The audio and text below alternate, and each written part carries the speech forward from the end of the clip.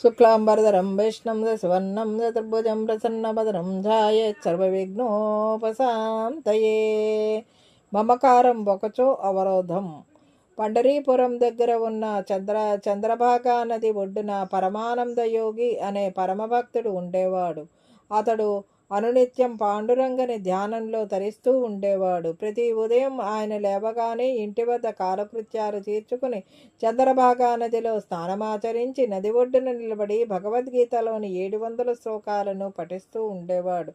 ప్రతి శ్లోకం చివరన ఓం పాండురంగాయ నమః అని పాండురంగనికి ఆ ఫలం అర్పిస్తూ ప్రార్థించేవాడు. ఈ కార్యక్రమం పరమానంద యోగి క్రమం తప్పకుండా ప్రతిరోజు చేసేవాడు.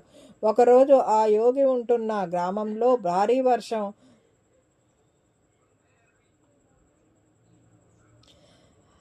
పడి జనజీవనం స్తంభించిపోయింది. ఆ సమయంలో శాలువాలు అమ్ముకునే ఒక వర్తకుడు ఆ గ్రామం గుండా వెళ్ళవలసి వచ్చింది. ఆ వర్తకుని వద్ద ఉన్న అమూల్యమైన శాలువాలు తడిసిపోయే ప్రమాదం ఉండటంతో తనకు వచ్చే అపార నష్టాన్ని తలుచుకుంటూ ఆ నష్ట నివారణకు ప్రతి ఇంటికి వెళ్ళి తనకు ఆ రాత్రికి ఆశ్రయం ఇవ్వమని కోరసాగాడు. కానీ అందరివి చిన్న చిన్న ఇండ్లు అవడం వలన ఎవ్వరూ ఆయన కోరిక మన్నించలేదు సరికదా.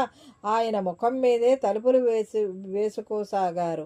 ఆ వర్తకుడు ఎంతో దిగులుగా తిరుగుతూ పరమానంద యోగి ఉంటున్న చిన్న గుడిసెకు కూడా వచ్చి ఆశ్రయం అడిగాడు. ఆ వ్యాపారి కష్టాన్ని గ్రహించి పరమానంద వెంటనే లోపలికి రమ్మని ఆహ్వానించి గుడిసె మొత్తంలో నీళ్లు కారని కొద్ది ప్రదేశాన్ని చూపించి అక్కడ ఆయన అమూల్య వస్త్రాలు పెట్టుకోమని చెప్పాడు. ఆ చిన్న ప్రదేశంలోనే వర్షం వస్తే యోగి పడుకునేది తడవకుండా అయినా ఆ సమయంలో తన అవసరం తనకు గుర్తు రాలేదు. యోగికి ఉన్నంతలో ఆ వ్యాపారికి తినడానికి పెట్టి తను ఆ వ్యాపారి గుడిసెలో ఇంకొక ప్రక్క తడిగా ఉన్న ప్రదేశంలోనే తలదాచుకుని ఆ రాత్రంతా కాలక్షేపం చేశారు భగవన్నామ స్మరణతో. మరునాడు తెల్లవారుతూనే వర్షం తగ్గుముఖం పట్టింది. ఆ వ్యాపారి పరమానంద ఇంటి నుండి బయలుదేరుతూ ఎంతో కృతజ్ఞతాపూర్వకంగా మీరు నన్ను నా కుటుంబాన్ని కష్టాల బారిన పడకుండా కాపాడారు.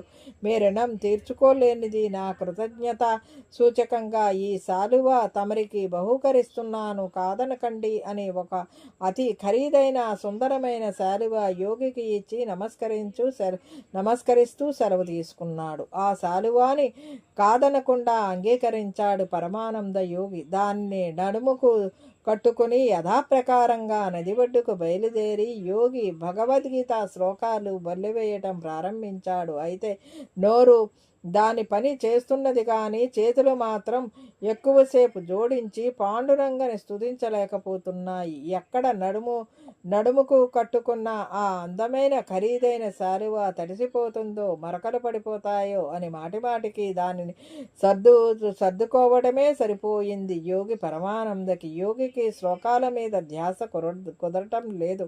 శ్లోకం చివర ఓం నమో పాండురంగాయ నమః అన్నాడో లేదో గమనించటం లేదు. ఈ విధంగా ఆ రోజు ప్రార్థన ముగిసింది. ఎంతో అసంతృప్తిగా అనిపించింది యోగికి. తాను చేసిన పొరపాటు అర్థమైంది. అపరాధనా భావం ముంచెత్తింది యోగి పరమానందకి.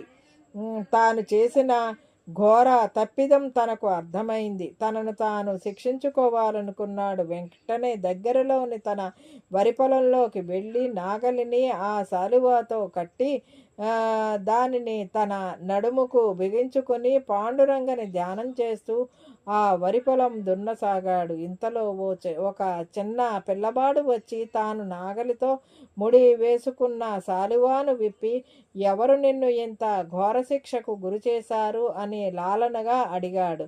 దానికి సమాధానంగా బాబు నన్ను ఆపవద్దు, నన్ను ఎవరూ శిక్షించలేదు, నన్ను ఆ పాండురంగడు శిక్షించేలోపే నాకు నేనే ఈ శిక్ష వేసుకున్నాను అని చెప్పి మళ్ళీ శాలువా కట్టుకోబోయాడు. అందుకు ఆ బాలుడు అయితే ఆ పాండురంగడే నిన్ను ఆపితే ఆగుతావా అని అంటూ పాండురంగని రూపంలో ప్రత్యక్షమై నీలో ఏ తప్పిదమూ లేదు, నీకు ఏ కొంచెం మమకార వాసనలు ఉన్నా అవి ఈ నాటితో తీరిపోవడానికే నీకు ఈ శాలువా మీద మమకారం కలిగేటట్లు చేశాను.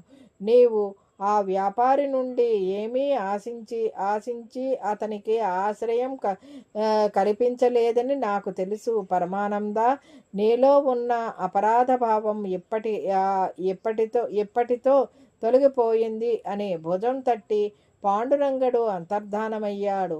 ఆనందాశ్రువులు వర్షిస్తుండగా పరమానంద యోగి పాండురంగని రూపాన్నే తలుచుకుంటూ అక్కడే కూర్చుండిపోయాడు. ప్రహ్లాదుడు చెప్పిన నవ్విధ భక్తి లక్షణాలలో సారాంశం ఇదే కదా. శ్రవణం, కీర్తనం, విష్ణోః స్మరణం, పాదసేవనం, అర్చనం, వందనం, దాస్యం, సఖ్యం, ఆత్మనివేదనం, ఇవే కదా నవవిధ భక్తి మార్గాలు. ఇదండి ఈనాటి వీడియో. ఈ వీడియో కనుక మీకు నచ్చినట్లయితే లైక్ చేయండి, షేర్ చేయండి, కామెంట్ చేయండి, సబ్స్క్రైబ్ కూడా చేయండి. మరిన్ని వీడియోలు కావాలంటే బెల్ ఐకాన్ని నొక్కండి. Thank you for watching.